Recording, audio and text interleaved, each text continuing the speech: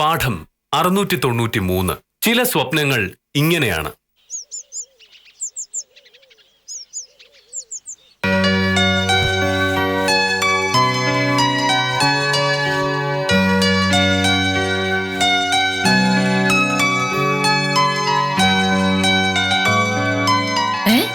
ഇത്ര പെട്ടെന്ന് റെഡിയായോ? മണി 8 പോലും ആയിട്ടില്ലല്ലോ. ഇത് എങ്ങോട്ട് പോകുന്നു ഇത്ര നേരത്തെ?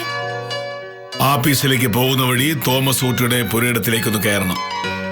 ആ പുരയിടത്തിന് തെക്ക് ഭാഗത്ത് ഒരു 10 സെന്റ് ഭൂമി തോമസ് ഊട്ടി വിറ്റു.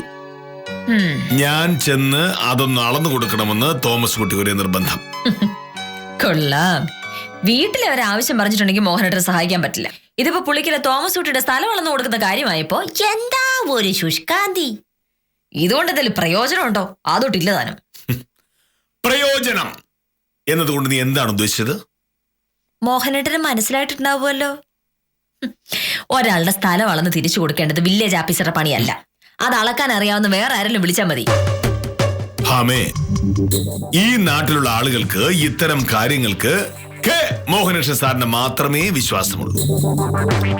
അളവ് ഒരടി തെറ്റിപ്പോയാൽ എന്താ ഉണ്ടാവുമെന്നറിയാമോ? സെന്റിന് 1 ലക്ഷം രൂപയ്ക്ക് ഭൂമി കച്ചവടം നടക്കുമ്പോ അത് അളക്കുന്നയാൾ അതീവ സമർത്ഥനായിരിക്കണം. ഇതൊന്നുമല്ല മോഹനേട്ട കാര്യം. അളക്കാൻ ആരെങ്കിലും വിളിച്ചോണ്ട് വന്നിട്ടുണ്ടെങ്കിൽ അവര് പറയുന്ന പൈസ കൊടുക്കേണ്ടി വരില്ലേ? മോഹനേട്ടനാവുമ്പോ ഇതിലൊന്നും 10 പൈസ വാങ്ങില്ല. അതുകൊണ്ട് ബുദ്ധിയുള്ള നാട്ടുകാരെ ഇങ്ങനൊരു ആവശ്യം വരുമ്പോ മോഹനേട്ടനെ വിളിച്ചോണ്ട് പോയി സ്ഥലം അളപ്പിക്കും. എന്നിട്ടോ മോഹനകൃഷ്ണൻ സാറാണ് ഈ നാടിന്റെ ഐശ്വര്യം. ഇങ്ങനൊരു വില്ലേജ് ഓഫീസറെ കിട്ടിയതാണ് ഞങ്ങളുടെയൊക്കെ ഭാഗ്യം. മോഹനകൃഷ്ണൻ സാർ ഇല്ലായിരുന്നെങ്കിൽ കാന്തല്ലൂർ അറബിക്കടലിൽ മുങ്ങിപ്പോയനെ എന്നൊക്കെ വെച്ചങ്ങ് കാച്ചു. അതൊക്കെ കേൾക്കുമ്പോ എന്റെ വില്ലേജ് ഓഫീസർക്കോ പരമാനന്ദം. സത്യം പറഞ്ഞ മോഹനേട്ടൻ അവരൊക്കെ കൂടി പറ്റിച്ചോണ്ടിരിക്കുക. പക്ഷേ എന്റെ മോഹനേട്ടൻ അതൊന്നും മനസ്സിലാവില്ല. വലിയ ബുദ്ധിമാനാണെന്ന് കരുതുന്ന പലരുടെ അവസ്ഥ ഇതാണേ.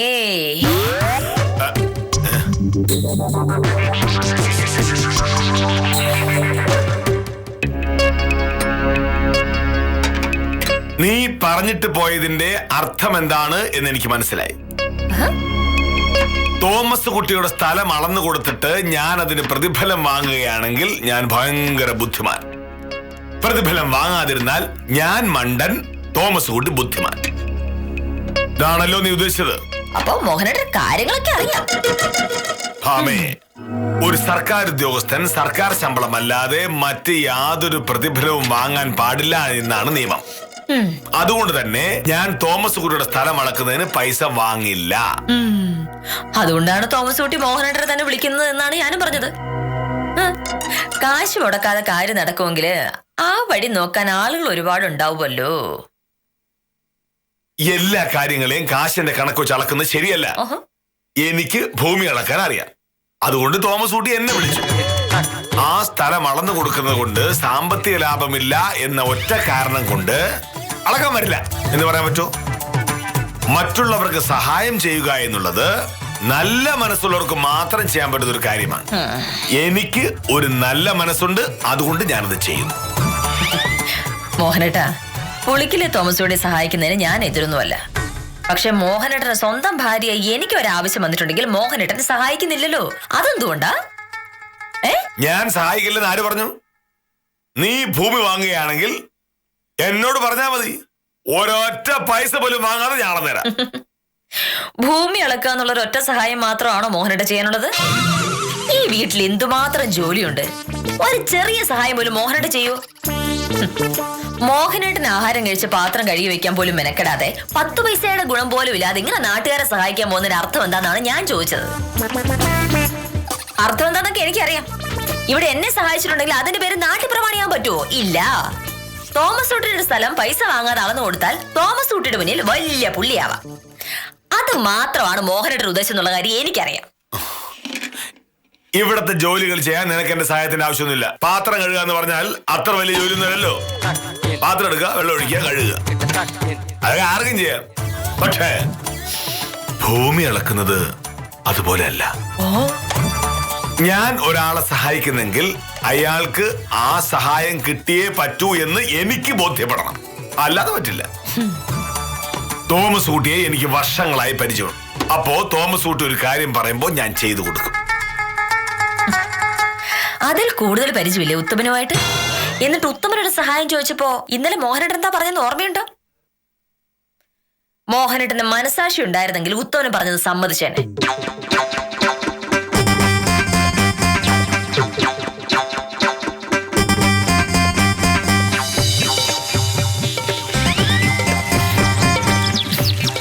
ഗീത നല്ല കുട്ടിയെ ഉത്തമ. ഡിഗ്രി വരെ അവള് പഠിച്ചിട്ടുണ്ട്. പ്രൈവറ്റ് ബാങ്കിലാണെങ്കിലും തരക്കേടില്ലാത്തൊരു ജോലി ഉണ്ടല്ലോ. കാണാനും തരക്കേടില്ല. നല്ല ആലോചനയാ. വക്കീല് പറഞ്ഞതൊക്കെ കൊള്ളാം.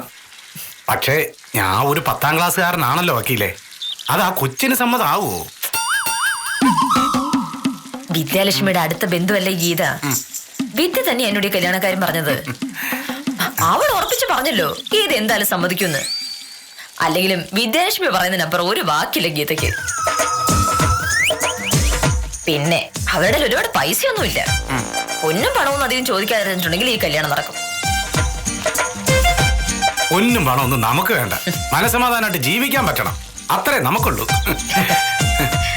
എങ്കിൽ പിന്നെ കല്യാണം കഴിക്കാതിരിക്കുന്നതാ നല്ലത്.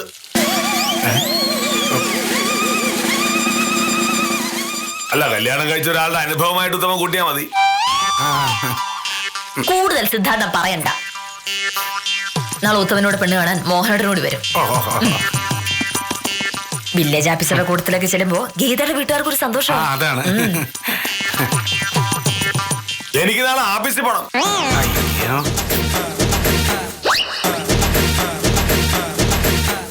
അതിനെന്താണ്?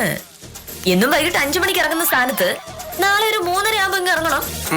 1.5 മണിക്കൂർ നേരത്തെ ഇറങ്ങിയത് കൊണ്ട് നാടകം മുടിഞ്ഞു പോകുന്നില്ലല്ലോ. 4 മണിക്ക് നിങ്ങൾ ചെല്ലുന്ന ഞാൻ വിദ്യയോട് പറഞ്ഞിരിക്കുന്നത്. അയ്യോ, അത് നടക്കില്ല. അങ്ങനെ തോന്നുമ്പോൾ കയറി ചെല്ലാനും ഇഷ്ടം പോലെ ഇറങ്ങി പോകാനും അത് നിന്റെ വക്കീൽ ഓഫീസല്ല, വില്ലേജ് ഓഫീസാണ്. ഇവിടെ അല്ലേ ഏർപ്പാട്. തനിച്ചങ്ങ് പോയാ മതി. എനിക്ക് തന്നില്ല.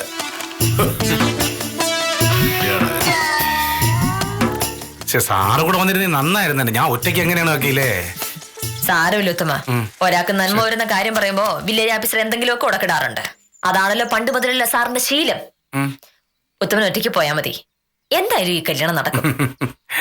മോഹനോട് പറയാനുള്ളത് ഞാൻ നിങ്ങളുടെ കല്യാണം കഴിഞ്ഞിട്ട് പറഞ്ഞോളാം. അതും ഉത്തമന്റെയും ഗീതയുടെയും മുന്നിൽ വെച്ച്.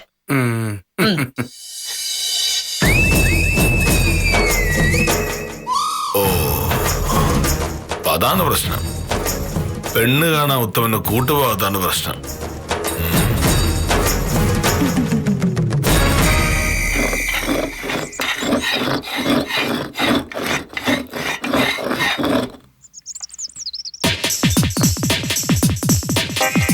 അതാണ് നിന്റെ പ്രശ്നം.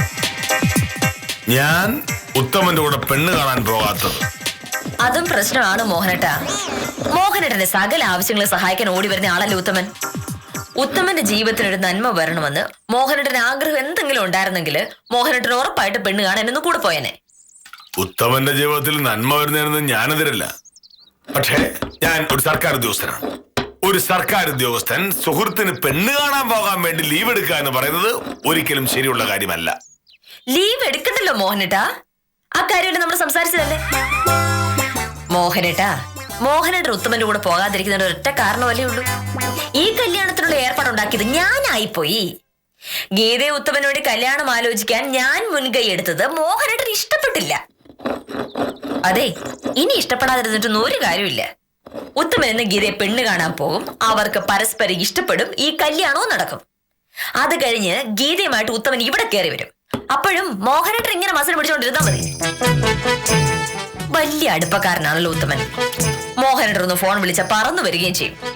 പക്ഷെ അങ്ങനെയുള്ള ഉത്തമന് മോഹനേട്ടൻ മനസ്സറിഞ്ഞ് ഒരു ഉപകാരവും ചെയ്യില്ല. യാതൊരു ഉപകാരവും ഇല്ലാതെ തോമസ് കുട്ടിയുടെ സ്ഥലവളക്കാനും ആളാവാനും എന്താ ഉത്സാഹം. ഇതാണ് മോഹനേട്ട ഞാൻ പറഞ്ഞത്.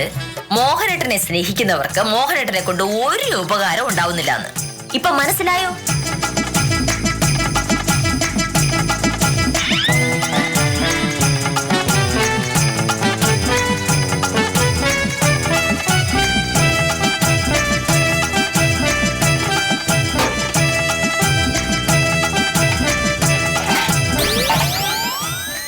ഗീതയുമായുള്ള കല്യാണാലോചനയുടെ കാര്യം പറഞ്ഞത് നീ ആയതുകൊണ്ടല്ല ഞാൻ പെണ്ണ് കാണാൻ ചെല്ലില്ലെന്ന് പറഞ്ഞത്. ഉത്തമന്റെ കല്യാണം നടന്നു കാണണമെന്ന് എനിക്ക് ആഗ്രഹമുണ്ട്. ഇത് വെറുതെ ഇങ്ങനെ പറഞ്ഞ പോരാ മോഹനേട്ടാ, പ്രവർത്തിച്ച് കാണിക്കണം. ഒരു കാര്യം ചെയ്, ഇന്ന് ഉച്ച കഴിഞ്ഞ് മോഹനേട്ടൻ ഉത്തമന്റെ കൂടെ ചെല്ല്. മോഹനേട്ടൻ വരുമെന്ന് ഞാൻ ഉത്തമനെ വിളിച്ചു പറഞ്ഞോളാം. പക്ഷെ എനിക്ക് ഓഫീസിൽ നിന്ന് വരാൻ പറ്റില്ല. എന്താണ് മോഹനേട്ടനോട് പിടിച്ച് കെട്ടിയിട്ടിരിക്കാണോ? മോഹനേട്ട ചീഫ് സെക്രട്ടറിയും ജില്ലാ കളക്ടറും വരെ ഓഫീസിൽ നിന്ന് നേരത്തെ ഇറങ്ങുന്നു. പിന്നെയാണ് ഒരു വില്ലേജ് ഓഫീസറായ മോഹനേട്ടത്ര പ്രയാസം. 3:30 ഇറങ്ങിയാൽ മതി. അത് അറിയില്ല. മോഹനേട്ടനല്ല ഇതാ പറയുന്നത് എനിക്കറിയായിരുന്നു. സത്യത്തിൽ മോഹനേട്ടനോട് ഇത്രയും സംസാരിച്ചതന്നെ വെറുതെയാണ്. ചെയ്യേണ്ടത് ഇതൊന്നും അല്ലായിരുന്നു. മോഹനേട്ടന്റെ സകല കാര്യങ്ങളും ഒരു കുറവുമില്ലാതെ അന്വേഷിക്കുന്ന സ്വഭാവം ഞാനങ്ങ് നിർത്തണമായിരുന്നു. കൃത്യമായി 3 നേരം രുചിയുള്ള ഭക്ഷണം ഉണ്ടാക്കി തരുന്നതും ഷർട്ട് കൊണ്ട് വലക്കി തേച്ച് തരുന്നതുമെല്ലാം ഞാനങ്ങ് നിർത്തിയാലുള്ള അവസ്ഥ മോഹനേട്ടനൊന്ന് ആലോചിച്ച് നോക്കിയേ. സാറ് നക്ഷത്രം വേണ്ടി പോകും. അങ്ങനെ ചെയ്താൽ മോഹനേട്ടൻ ഈ ബലംപിടുത്തമൊക്കെ വിട്ട് ഭാമേ ഭാമേ എന്നെ ഒന്ന് സഹായിക്ക് എന്ന് പറഞ്ഞ് എന്റെ പിന്നാലെ നടക്കുന്നുള്ള കാര്യം എനിക്കറിയാം. എന്താണ് നടക്കാത്തത്? ചെയ്തൊക്കെ തെറ്റായി പോയെന്ന് മോഹനേട്ടൻ പറയുക മാത്രമല്ല, വേണമെങ്കിലും ഒരു വെള്ളക്കടലാസിൽ എഴുതി ഒപ്പിട്ട് തരികയും ചെയ്യും. ഇതൊന്നും എനിക്ക് അറിയാഞ്ഞിട്ടല്ല. പക്ഷേ മോഹനേട്ടൻ ഈ ജന്മത്തെ നന്നാവില്ലെന്ന് എനിക്ക് ഉറപ്പുള്ളതുകൊണ്ട് ഞാൻ അതിനൊന്നും മെനക്കെടുത്തില്ലെന്ന് മാത്രം. മോഹനേട്ടൻ നോക്കിക്കോ, ഉത്തമനും ഗീതയും തമ്മിലുള്ള കല്യാണം നടക്കും. അത് കഴിയുമ്പോൾ ഉത്തമന് മനസ്സിലാകും ഉത്തമനോട് അല്പമെങ്കിലും സ്നേഹമുള്ളത് എനിക്ക് മാത്രമാണ്. ഇന്ന് പെണ്ണ് കാണാൻ ചെല്ലില്ല എന്ന് മോഹനേട്ടൻ പറഞ്ഞതുകൊണ്ട് മോഹനേട്ടന്റെ സ്വഭാവം ഏതാണ്ട് ഉത്തമന് മനസ്സിലായിട്ടുണ്ട് താനും. മേലിൽ ഇനി ഒരാവശ്യത്തിന് മോഹനേട്ടൻ വിളിക്കുമ്പോൾ ഉത്തമൻ വരാൻ പോകുന്നില്ല. അപ്പൊ മോഹനേട്ടൻ പഠിക്കും. മോഹനേട്ടൻ എന്തെങ്കിലും ഒരു ആവശ്യം വരുമ്പോഴേ പുളിക്കിലെ തോമസ് തൊട്ട് സഹായിക്കുമെന്ന് നമുക്ക് നോക്കാം. പെണ്ണ് കാണാൻ ചെല്ലാത്തതിന്റെ പേരില് എന്നെ ഉത്തമനെ പറഞ്ഞു തെറ്റിക്കാൻ നിന്റെ പരിപാടിയെങ്കിൽ നീ വിവരം അറിയും. നോക്കിയോ.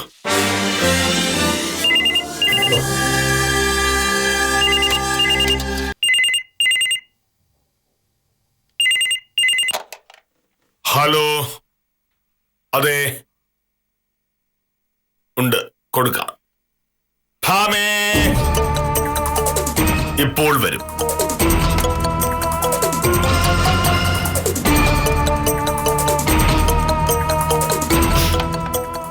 ഹലോ.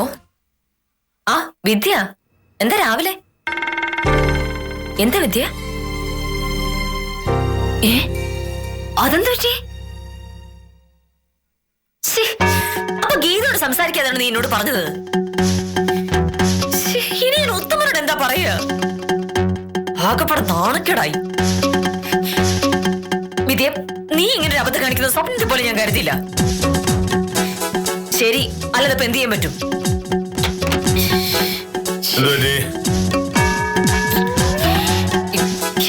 ഗീതയുടെ കാര്യം പറയാതെ വിദ്യാലക്ഷ്മി എന്നോട് കാര്യം പറഞ്ഞത്. ഇന്നലെ രാത്രി ഗീതയുടെ കാര്യം പറഞ്ഞപ്പോ അവൾക്ക് താല്പര്യമില്ലെന്ന് പറഞ്ഞെന്ന്. 10ാം ക്ലാസ് മാത്രം പഠിച്ച ഒരാളെ കല്യാണം കഴിക്കാൻ അവൾക്ക് വയ്യാന്ന്. എന്റെ ഈശ്വര, ഉത്തമനോട് ഞാൻ എന്ത് പറയും? വെറുതെ ഇരുന്ന് ഉത്തമനെ പറഞ്ഞു സമ്മതിപ്പിച്ചത് ഞാനല്ലേ? സ്വന്തം ഭർത്താവിനെ ബഹുമാനിക്കാൻ അറിയാത്ത നിന്നെ പോലുള്ള അഹങ്കാരികൾക്ക് ഇങ്ങനെയൊക്കെ പറ്റിയില്ലെങ്കിലേ അതിശയുള്ളൂ. ഉത്തമൻ കുറച്ച് കഴിയുമ്പോ വരും. അപ്പോ നീ ഉത്തമനോട് എന്താണ് പറയുന്നതെന്ന് കേൾക്കാൻ എനിക്ക് കൊതിയാവുന്നു. ഇനി മേലിൽ ഞാൻ വിളിച്ചാലാണോ നീ വിളിച്ചാലാണോ ഉത്തമൻ വരുന്നത് എന്ന് നമുക്ക് കാണാം. കല്യാണം നടക്കാത്തത് കൊണ്ട് ഗീതയെ നമുക്ക് വിളിക്കാൻ പറ്റില്ല. അല്ലെങ്കിൽ അത് വാങ്ങാമായിരുന്നു. ബ്രോക്കർക്കൊരു ബ്രോക്കർ.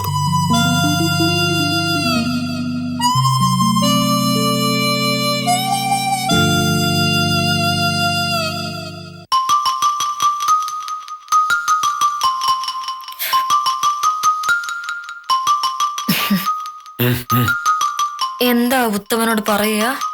ഒന്നും പറയണ്ട. നീ പറയാതെ തന്നെ ഉത്തമന് കാര്യം മനസ്സിലായിക്കോളും. ഉത്തമൻ എന്ത് വിചാരിക്കൂലേ? നീ ഉത്തമനെ കളിയാക്കിയതാണ് എന്ന് വിചാരിക്കും. അത്രേ ഉള്ളൂ. മോനേട്ടോ, ഇതുപോലൊരു സമയത്താണോ ഇങ്ങനെ വാശി കാണിക്കണേ? സമാധാനം ഉത്തമനോട് കാര്യം പറഞ്ഞ് മനസ്സിലാക്കാൻ ഒരു വഴി പറഞ്ഞതാ. ഒരു വഴിയില്ല. വെറുതെ ഇരുന്ന് ഉത്തമനെ നീ അങ്ങോട്ട് വിളിച്ച് ഒരു കല്യാണ ആലോചനയുടെ കാര്യം പറഞ്ഞു. ഡിഗ്രിക്കാരിയായ പെണ്ണിന് 10ാം ക്ലാസ്സുകാരനെ ഇഷ്ടപ്പെടുമോ വക്കീലേ എന്ന് ഉത്തമൻ ചോദിച്ചതാ. അപ്പൊ നീ പറഞ്ഞു ഒരു പ്രശ്നമില്ല. നിന്റെ വാക്ക് വിശ്വസിച്ച് ഉത്തമൻ നാട്ടിലും വീട്ടിലുള്ള സകലരോടും ആ കാര്യം പറഞ്ഞിട്ടുണ്ടാവും. ഇനി 10ാം ക്ലാസ്സുകാരൻ പോരായെന്ന് ഗീത പറഞ്ഞ കാര്യം അറിയുമ്പോ ഉത്തമൻ നാട്ടിലും വീട്ടിലും നാണം കെടും. അതോടെ നിന്നോടുള്ള ഉത്തമന്റെ ബഹുമാനം വളരെയധികം കൂടും. അയ്യോ, നീ കുറച്ചു മുമ്പ് എന്താ പറഞ്ഞത്? ഞാൻ ഉത്തമനെ സഹായിച്ചിട്ടില്ല, ഉത്തമന് നന്മ വരുന്നത് എനിക്ക് ആഗ്രഹമില്ല എന്നൊക്കെ അല്ലേ? ഇതാണോ നീ ഉദ്ദേശിച്ച നന്മ? അല്ല, ഞാൻ അതൊക്കെ ഒരു വാശിക്ക് പറഞ്ഞതല്ലേ. അതൊക്കെ ഇങ്ങനെ കാര്യാക്കണോ? കാര്യമാക്കും. നീ സഹായിച്ചില്ലെങ്കിൽ ഞാൻ പട്ടിണി കിടക്കുമെന്നും എന്റെ ഷർട്ടും മുണ്ടും അലക്കി തേക്കാൻ പറ്റാതെ ഞാൻ നക്ഷത്രം എണ്ണുമെന്നും നീ പറഞ്ഞു. ഓർക്കുന്നുണ്ടോ? ഇതൊക്കെ ഞാൻ വെറുതെ പറയുന്നതല്ലേ. ഞാൻ അതൊക്കെ ചെയ്യുമെന്ന് മോഹനേട്ടൻ അറിഞ്ഞൂടെ? നീ എന്നെ കൊണ്ടെന്തോ എഴുതിക്കുമെന്നും അതിന്റെ പിറകിൽ ഒപ്പിടിപ്പിക്കുന്നു പറഞ്ഞല്ലോ. എന്താ അത്? അത് ഞാൻ ചുമ്മാ പറഞ്ഞതല്ലേ. അതല്ല, ഒന്ന് മറന്നിട്ട് മോഹനേട്ടനെ ഒന്ന് സഹായിക്ക്. ഇന്ന് പെണ്ണ് കാണാൻ പോണ്ടെന്നും മോഹനേട്ടൻ ഉത്തമനോടൊന്ന് പറയുവോ? ഞാനോ? മോഹനേട്ടൻ പറഞ്ഞ ഉത്തമൻ ഒന്നും തിരിച്ചു പറയൂല. ഒന്ന് സഹായിക്ക് പ്ലീസ്. ഞാൻ നിന്നെ സഹായിക്കുകയില്ല, പുളിക്കല തോമസ് ഊട്ടിയെ മാത്രമേ സഹായിക്കൂ എന്ന് നീ പറഞ്ഞു. മോഹനേട്ടൻ എന്നെ സഹായിക്കുന്നുള്ള കാര്യം എനിക്ക് അറിഞ്ഞൂടെ? എനിക്കൊരാവശ്യം വന്നിട്ടുണ്ടെങ്കിൽ മോഹനേട്ടല്ലാതെ വേറെ ആരെന്നെ സഹായിക്കുക? അത് സോപ്പ് അല്ല, ശരിക്കും ഒന്ന് സഹായിക്കും മോഹനേട്ടോ.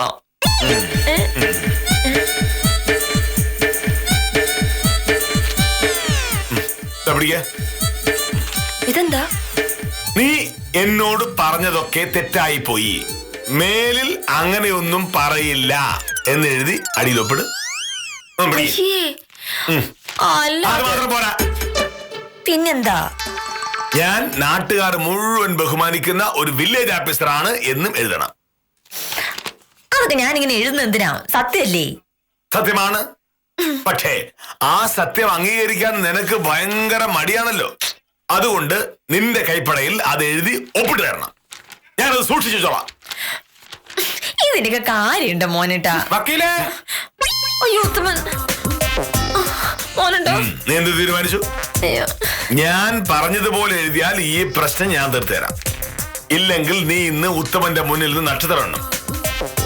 മേലിൽ നീ പറയുന്ന ഒരു കാര്യവും ഉത്തമൻ അനുസരിക്കില്ല. ഞാൻ എഴുതോ? ശരി, ഞാൻ ഉത്തമനുമായി സംസാരിക്കുമ്പോഴേക്കും നീ എഴുത്തുമായി അങ്ങോട്ട് വരണം. ബാക്കി അവിടെ എഴുതു.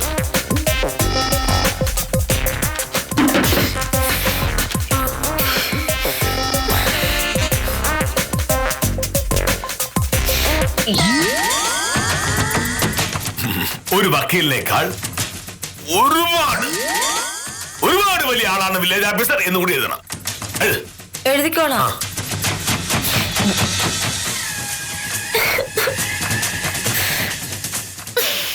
നമസ്കാരം.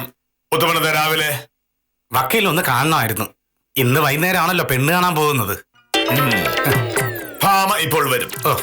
അതിനു മുമ്പ് ഉത്തമനോട് എനിക്ക് ചില പ്രധാനപ്പെട്ട കാര്യങ്ങൾ പറയാനുണ്ട്. എന്താണ് സാറേ? കുറച്ച് മാറി നിൽക്കൂ. മതിയോ? വിവാഹം എന്ന് പറയുന്നത് നമ്മുടെ ജീവിതത്തിലെ ഏറ്റവും പ്രധാനപ്പെട്ട ഒരു കാര്യമാണ്. വളരെ സൂക്ഷിച്ച് തീരുമാനമെടുത്തില്ലെങ്കിൽ നമ്മുടെ ജീവിതം തന്നെ കുഴപ്പത്തിലായി പോകും. അത് വാസ്തവമാണ് സാറേ. എനിക്ക് പരിചയമുള്ള ഒരു ദാസപ്പനുണ്ടായിരുന്നു. ദാസപ്പൻ വേറെ ഒരു പ്രീഡിഗിരിക്കാരനായ ദാസപ്പൻ എംഎക്കാരിയായ ഒരു പെൺകുട്ടിയെ കല്യാണം കഴിച്ചു. അത് കഴിഞ്ഞ് എന്താ ഉണ്ടായത് ഉത്തമൻ അറിയാമോ? അല്ല, നമസ്കാരം വക്കീലേ. നമസ്കാരം. എഴുതിയോ? എന്താണ് സാർ ഒച്ച വയ്ക്കുന്നത്? എഴുതിയോന്നൊക്കെ? അങ്ങനെയൊന്നും ഇല്ല അല്ല മോനേട്ടാ. അങ്ങനെ ചിലതുണ്ട്, അതൊക്കെ പറയാം. പക്ഷേ അതിനു മുമ്പ് എനിക്ക് ഉത്തമനോട് ചില കാര്യങ്ങൾ പറയാനുണ്ടല്ലോ. അല്ല സാറേ, അതിനു മുമ്പ് ഞാൻ വക്കീലിനോട് പറയാമെന്ന കാര്യം ഒന്ന് പറഞ്ഞോട്ടെ. വക്കീല് കൊണ്ടുവന്ന ആലോചനയുടെ കാര്യം ഞാൻ വീട്ടിൽ പറഞ്ഞു. അമ്മയ്ക്കും പെങ്ങന്മാർക്കും ഒക്കെ സന്തോഷായി. ഞാൻ ഇന്നലെ ഒരു ദിവസം മുഴുവനും അതിനെപ്പറ്റി അങ്ങ് ആലോചിച്ചു. അങ്ങനെ ആലോചിച്ചപ്പോ എനിക്ക് തോന്നിയത് ഇത് ശരിയാവൂല എന്നാ. വക്കീൽ എന്നോട് ദേഷ്യമൊന്നും തോന്നരുത്. എന്റെ നന്മയെ കരുതിയാണ് വക്കീൽ ഇതൊക്കെ ചെയ്തെന്നുള്ള കാര്യം എനിക്കറിയാം. പക്ഷെ അത് വേണ്ട വക്കീലേ. അതെ, ഈ ഡിഗ്രിക്കാരും 10ാം ക്ലാസ്സുകാരനും കൂടെ ചേർന്ന് പോവൂല. കുറച്ചാൾ കഴിയുമ്പോ അഭിപ്രായ വ്യത്യാസമാവും, വഴക്കാവും. അതിനേക്കാൾ നല്ലത് അത് വേണ്ടാന്ന് വെക്കുകയാണല്ലോ. അതല്ലേ? അയ്യോ വക്കീലെ, ഞാനിത് പറയുന്നത് ഒരു നന്ദികേടായിട്ട് വക്കീലിന് തോന്നരുത്. കിരൺ, എന്തോ എനിക്കതത്ര നന്നായിട്ട് തോന്നുന്നില്ല. അയ്യോ അതുകൊണ്ട് വക്കീൽ അവരെ വിളിച്ചൊന്ന് പറയണം. എന്താ സാറേ? ഒന്നുമില്ല. ഞാൻ ഇന്ന് വരൂല എന്ന് വക്കീൽ തന്നെ പറയുന്നതാണ് നല്ലത്. ഞാൻ പറഞ്ഞു കഴിഞ്ഞാൽ അവർക്കത് പ്രയാസമായാലോ. വക്കീലെ, അതിപ്പോ പറയാനൊന്നുമില്ലല്ലോ. അവർക്ക് ഈ കല്യാണത്തിന് താല്പര്യമില്ല.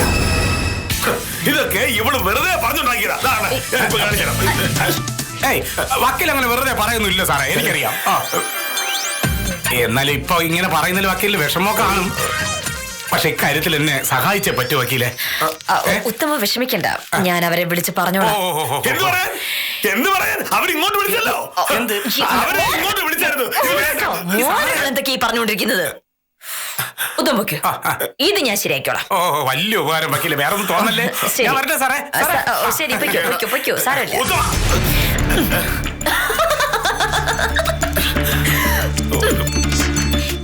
എന്തൊക്കെ എഴുതണമെന്നാണ് മോഹനേട്ടൻ എന്നോട് പറഞ്ഞത്? വക്കീലിനെക്കാട്ടിലും ഒരുപാട് വലിയ ആളാണ് വില്ലേജ് ഓഫീസർ എന്നോ? ആര് പറഞ്ഞു? മോഹനേട്ട ഇപ്പൊ മോഹനേട്ടന് മനസ്സിലായോ ദൈവമുണ്ട് എന്ന്? ഭാര്യ ഒരു ആപത്തിൽപ്പെട്ടപ്പോൾ സഹായിക്കാൻ വ്യവസ്ഥകൾ വെച്ച ക്രൂരനായ ഭർത്താവിനെ മര്യാദ പഠിപ്പിക്കാൻ ദൈവം നേരിട്ട് ഇറങ്ങി വന്ന് ഇടപെട്ടതാണ് നമ്മളിപ്പോ കണ്ടത്. ഇനി ഞാൻ വല്ലതും എഴുതണോ? കുഴപ്പമില്ലേ, വേണമെങ്കിൽ എഴുതാം. മോഹനേട്ടൻ പറഞ്ഞതുപോലെയല്ല. നിർബന്ധമാണെങ്കിൽ ഒരു കടലാസ് എടുത്ത് ഐ ലവ് യു എന്നെഴുതാം. അടിയിലൊരു ഒപ്പിട മതിയോ? അതിപ്പോ എന്തിനാ എഴുതുന്നത്? എനിക്കറിയാവുന്ന കാര്യമല്ലേ. ആണോ? പാവം വില്ലേജ് ഓഫീസർ ഉത്തമൻ ഇങ്ങനെ ഒരു ചതി കാണിക്കുമെന്ന് സാധില്ല. സത്യഭാമ എഴുതി ഒപ്പിട്ട ഒരു കടലാസ് കൊണ്ട് ശിഷ്ടകാലം കേമനായി വാഴാമെന്ന മോഹനകൃഷ്ണന്റെ സ്വപ്നമാണ് ഒറ്റ നിമിഷം കൊണ്ട് വടികുത്തി പിരിഞ്ഞത്. സാരമില്ല, അവസരങ്ങൾ ഇനിയും വരുമെന്ന പ്രതീക്ഷയിൽ ഇന്നത്തേക്ക് വിടാം. കാര്യം നിസ്സാരം തുടരുന്നു.